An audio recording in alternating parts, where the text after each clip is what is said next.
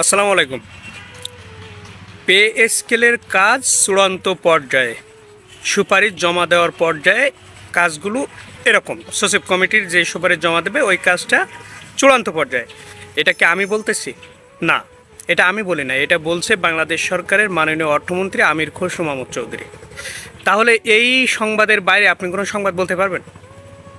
উনি যেহেতু এটা বলছেন, আবার বলছেন পে স্কেল অলরেডি বাজেটে বরাদ্দ রেখে জাতীয় সংসদে ঘোষণা হয়ে গেছে। এটাকে আমি বলতেছি? এটা তো মাননীয় অর্থমন্ত্রী নিজেই বলেছেন। তাহলে এর বাইরে যে আপনি আর কিছু বলতে পারবেন? তৃতীয়ত, পে স্কেল 1 জুলাই 2026 থেকে কার্যকর হবে। এটাকে আমি বলেছি? এটা তো বলছেন মাননীয় অর্থমন্ত্রী, নবম পে স্কেল বাস্তবায়নের একজন মূল ব্যক্তি, উনি বলেছেন। তাহলে এখানে অবিশ্বাসের কি আছে?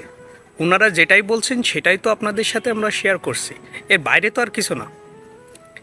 চতুর্থত, পে স্কেল প্রজ্ঞাপন জারির বিষয়ে দ্রুত চূড়ান্ত সুপারিশমালা মন্ত্রিসভায় উপস্থাপন করা হবে।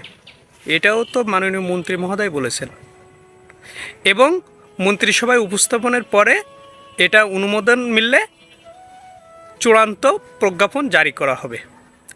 এটাও কিন্তু মাননীয় মন্ত্রী মহোদয় বলেছেন, অর্থমন্ত্রী। পে স্কেলের সাথে, অর্থাৎ নবম পে স্কেল বাস্তবায়নের সাথে আইএমএফের কোনো সম্পর্ক নেই। কে বলেছেন? মাননীয় অর্থমন্ত্রী। এই সংবাদগুলোই তো আমরা আপনাদেরকে দিয়ে যাচ্ছি।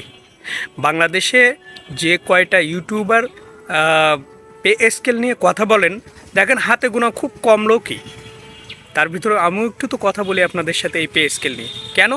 কারণ এখানে মজলুম ব্যক্তি জড়িত, কর্মচারীরা মজলুম আমি মনে করি। কারণ তাদের সাথে দীর্ঘদিন বেতন বৈষম্য করা হচ্ছে, যে কারণে তাদের এই বৈষম্য থেকে মুক্তি যাতে দ্রুত পায়, সেজন্য আমি একটু কথা বললেও যদি সেটা কাজে লাগে, সেটা খারাপ কিসের? সেই কথাটাই তো বলছি, তাদের অধিকার আদায়ের ব্যাপারে, তাদের যৌক্তিক দাবির ব্যাপারে, তাদের ন্যায্য যে অধিকারগুলো আছে সেইগুলো বাস্তবায়নের ব্যাপারে।